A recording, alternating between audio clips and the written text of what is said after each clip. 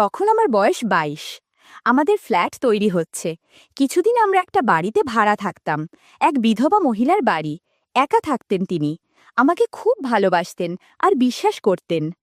আমার ধারণা আমি দেখতে খুব একটা ভালো না, কিন্তু মেয়েরা বলে আমি নাকি হ্যান্ডসাম। জানি না তারা কি দেখে আমার ভিতর। আমি বাড়িওয়ালিকে মাসিমা ডাকতাম। একদিন আমাকে ডেকে বলল, তমাল, আমার এক বোন থাকে মুর্শিদাবাদে, অনেকদিন তার কাছে যাই না, আমাকে একটু নিয়ে যাবে বাবা? বললাম, যাব মাসিমা। রওনা হলাম তাকে নিয়ে মুর্শিদাবাদ। ট্রেন থেকে নেমে থামলাম লালবাগ মাসিমার বোনের বাড়ি। মাসিমার বোনও বিধবা, তার ২ মেয়ে আছে। কেয়ার বয়স ২০ বছর আর জুথি ১৮ বছরের। মাসিমাকে পেয়ে সবাই খুব খুশি। তার বোন তো বকবক করেই চলেছে।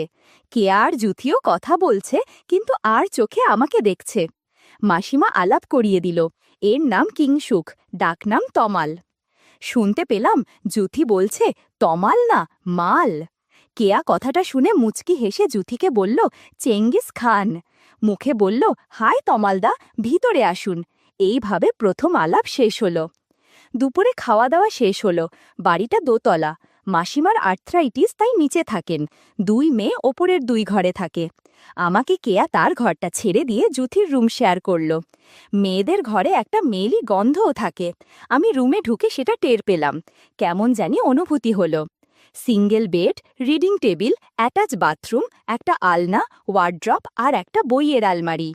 আমি আমার সুটকেস খুলে টাওয়েল আর পায়জামা বের করে বাথরুমে যাব ফ্রেশ হতে। দেরি হয়ে গেছে বলে আগে লাঞ্চ করে নিয়েছি সবাই। এমন সময় কেয়া এসে বলল, আপনারা আসবেন আগে জানতাম না, তাই রুমটা ফাঁকা করতে পারিনি, একটু মানিয়ে নেবেন। বললাম, না না, আমার কোনো অসুবিধা হবে না। সন্ধেবেলা জুথি এসে বলল, চলুন তমালদা, বেরিয়ে আসি। হাঁটতে হাঁটতে হাজারদুয়ারির দিকে গেলাম ২ বোনের সঙ্গে। কেয়া বাঁ পাশে আর জুথি আমার ডান দিকে হাঁটছে। একটু পরে একটা ফাঁকা জায়গা এলো। জায়গাটা অন্ধকার, আবছা আলো রয়েছে। অন্ধকারের সুযোগে জুথি আমার ডান হাতটা ধরল। আমার অস্বস্তি বোধ হওয়ায় ও টের পেলেও তবুও হাত ছাড়ল না। কেয়া বলল, তমালদার গার্লফ্রেন্ড কটা? বললাম, নেই। শুনে ২ বোনই হেসে উঠল। বলল, বিশ্বাস করি না। এই রকম কথা বলতে বলতে হেঁটে চলেছি। কিছুক্ষণ ঘুরে বাড়ি ফিরলাম। নিচে বসে সবাই চা খাচ্ছি। কেয়া বলল, আমি ফ্রেশ হয়ে আসি, বলে চলে গেল। আমরা গল্প করতে থাকলাম।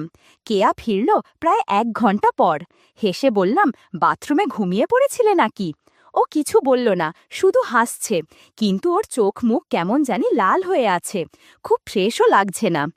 আরও কিছুক্ষণ গল্প করার পর আমি উঠলাম রুমে গিয়ে ফ্রেশ হব বলে। রুমে ঢুকে একটা মেয়েলি গন্ধও পেলাম।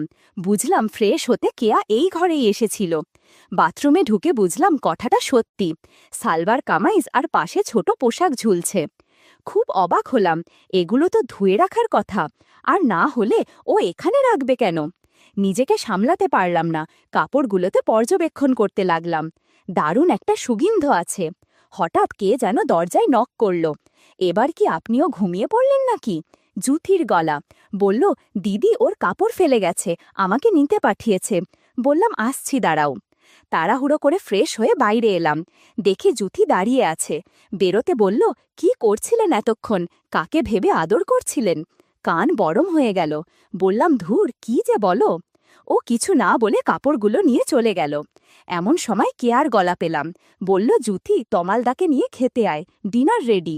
জুথি চমকে উঠে কাপড় ঠিক করে নিল। মুচকি হেসে বলল, ডাকাত। আমার শুকনো মুখ দেখে বলল, আছেন তো কিছুদিন, সব খাওয়াবো, এখন খেতে চলুন। আমি চোখে মুখে জল দিয়ে খেতে গেলাম নিচে। মাসিমার বোন বলল, কোনো অসুবিধা হচ্ছে না তো বাবা? তোমার মেসমশাই মারা যাওয়ার পর ২ মেয়েকে নিয়ে থাকি, যত্ন আত্তি করতে পারি না। ডাল ভাত পেট ভরে খেও বাবা। মুখে বললাম, না না মাসিমা, কি বলছেন এসব? আপনি এসব নিয়ে ভাববেন মা। খাওয়ার পর হাত ধুচ্ছি। জুথি এলো হাত ধুতে। ফিসফিস করে বলল, ছাদে যান, আমি আসছি। আমি হাত ধুয়ে রুমে এসে সিগার নিয়ে ছাদে এসে ধরলাম। মিনিট ১৫ পর জুথি এলো। জুথি বলল, শুনুন, এখন হবে না, রাত এসো, দরজা খোলা রাখবেন, আমি আসব। আমি বললাম, আচ্ছা, আর জুথি মুচকি হেসে চলে গেল। এরপর আমিও কিছুক্ষণ পর ছাদ থেকে নেমে রুমে গেলাম। এতক্ষণে রুমটা ভালো করে দেখার সুযোগ পেলাম। ঘুরে ঘুরে সব দেখলাম। হঠাৎ দেখি বইয়ের আলমারি তার একটা পাল্লা একটু খোলা। প্রথম যখন দেখেছিলাম তখন বন্ধ ছিল মনে আছে, কেউ এটা পরে খুলেছে। অনেক ম্যাগাজিন আছে, আর এক পাশে ছোট ছোট পঞ্জিকা সাইজের অনেক বই। একটা বই নিয়ে খুললাম, নিজের চোখকে বিশ্বাস করতে পারছি না, সবগুলো গল্পের বই। ওরা এগুলো পড়ে ভাবতেই অবাক হয়ে গেলাম। ভাগ্যকে আর একবার ধন্যবাদ দিলাম, ট্যুরটা জমবে ভালোই। বন্ধুরা, তোমরা নিশ্চয়ই বুঝতে পেরেছ কেমন বই। আমি ওপরের একটা গল্পের বই নিয়ে পড়তে শুরু করলাম। গল্প পড়তে পড়তে কিছু কাজও সেরে নিলাম। তারপর জুথির জন্য অপেক্ষা করতে লাগলাম। দরজা হালকা খোলা ছিল, আর লাইট অফ করে চুপ অপেক্ষা করছিলাম। কখন ঘুমিয়ে গেছি মনে নেই। হঠাৎ কিছু একটা হাওয়াতে ঘুম ভেঙে গেল। চোখ খুলে দেখি জুথি এসে কিছু করতে চাইছে। আমি একটু অস্বস্তিতে পড়ে গেলাম। বন্ধুরা, ইউটিউবের কড়া নিয়মের কারণে স্বপ্নে যা দেখেছি তা সরাসরি বলা যাচ্ছে না। তোমরা কমেন্টে দেয়া লিংক থেকে আমার ওয়েবসাইট ভিজিট করো, সেখানে একদম খোলামেলা গল্প দেয়া আছে। সারা রাত কাজ করে সকলে ঘুম ভাঙতে দেরি হলো। 9:30টায় জুথির ডাকে ঘুম ভাঙল। আয় তমালদা, উঠুন, আর কত ঘুমাবেন, দুপুর হয়ে গেল তো। উঠে বসলাম বিছানায়, দেখি জুথি চা আর বিস্কুট নিয়ে এসেছে। আমি ওর হাত থেকে চা নিলাম, সাইড টেবিলে রেখে বাথরুমে গেলাম মুখে চোখে জল দিতে। ফিরে এসে চায়ে চুমুক দিলাম, বললাম, থ্যাঙ্কস জুথি, চাটা খুব দরকার ছিল। জুথি বলল, আজ সারা দিন বাড়িতে কেউ থাকবে না, শুধু আপনি আর আমি। আপনি যা হুকুম করবেন সব করব। আমি চমকে উঠলাম, বাড়িতে কেউ থাকবে না মানে? জুথি বলল, দিদি কলেজ গেছে, ওখান থেকে বন্ধুর জন্মদিনে যাবে, ফিরতে ফিরতে রাত 10টা। মা আর মাসি একটু পরে বহরমপুর যাবে, ছোট মামার বাড়ি, 2 দিন পর ফিরবে। আপনাকেও নিয়ে যেতে চেয়েছিল। আমি বললাম, তমালদা থাক না, ওখানে ও কি করবে? এখানে থাকলে আমাদের পাহারাও দিতে পারবে, মুর্শিদাবাদটাও ঘুরে দেখতে পারবে, তোমরাও নিশ্চিন্তে কদিন ঘুরতে পারবে। তাই রাজি হলো।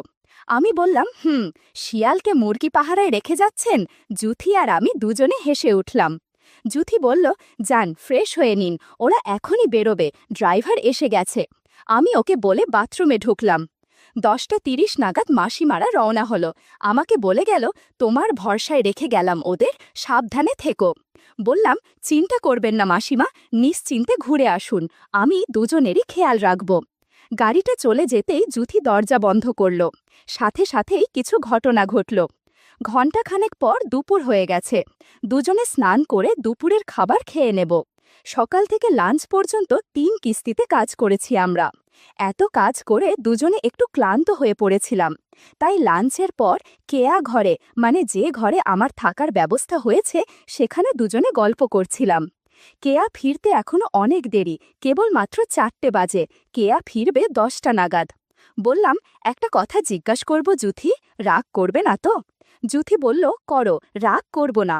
বললাম, কতজনের সাথে সময় কাটিয়েছ আমার আগে? জুথি বলল, এটা কি বলবেই হবে? আমি বললাম, না না, তোমার ইচ্ছা হলে নাও বলতে পারো, তবে আমাকে বললে কোনো ক্ষতি নেই। একটু চুপ করে থেকে জুথি বলল, তোমার আগে 4 জনের সাথে সময় কাটিয়েছি। প্রথম সময় কাটিয়েছি আমার প্রাইভেট টিউটরের সাথে, আমাদের বাড়িতে পড়াতে আসত সে। তারপর দ্বিতীয়বার সময় কাটিয়েছি আমার এক জামাইবাবুর সাথে, তাদের বাড়িতে বেড়াতে গেছিলাম সামার ভ্যাকেশনে। তৃতীয়বার সময় কাটিয়েছি আমার বয়ফ্রেন্ডের সাথে। চতুর্থবার আমার কাজিন, মানে বড় জেঠুর ছেলের সাথে। পঞ্চম হলে তুমি। একটা কথা বলছি, তোমার সাথে থেকে আমার যতটা ভালো লেগেছে, অন্য কারোর সাথে থেকে ততটা ভালো লাগেনি। আমি বললাম, আর কেয়াও সম্ভবত অনেক মানুষের সাথে সময় কাটিয়েছে। জুথি বলল, ও আমার থেকে অনেক এগিয়ে আছে এই বিষয়ে। গল্প করতে করতে রাত হয়ে এলো। আমি আর জুথি ফ্রেশ হয়ে নিলাম। রাত 10টার আগেই কেয়া বাসায় চলে আসলো। ঘরে ঢুকেই আমাকে একটা ইশারা করল। বুঝতে পারলাম কাজের জন্য ডাকছে। আমিও তড়িঘড়ি পরে চলে গেলাম কেয়ার রুমে। এদিকে জুথি নিজের রুমে রেস্ট করছে। বেচারির ওপর দিয়ে অনেক ধকল গেছে। আমি কেয়ার রুমে যেতেই দেখি একটা হালকা নাইটি পরে বসে আছে। অনেক অজানা কিছু দেখা যাচ্ছিল রুমের মধ্যে। ধীরে ধীরে রুমের হাওয়া বদলাতে থাকে। এখানে ঘুরতে এসে আমার ভাগ্য বদলে যায়। একদিনে এত কিছু হয়ে যাবে কোনোদিন ভাবিনি। 40 মিনিট পর কেয়ার আম্মু আমাকে ফোন দিয়ে বলল, আমার 2 মেয়ে কি ভালো আছে বাবা? আমি বললাম, ওরা অনেক সুখে আছে মাসিমা, আপনারা চিন্তা করবেন না, অনেক যত্নে রেখেছি। আমার কথাগুলো কেয়া শুনছিল আর মুচকি হাসছিল। এভাবে ততদিন সময় কাটতে লাগল যতদিন না তারা বাড়িতে আসছে।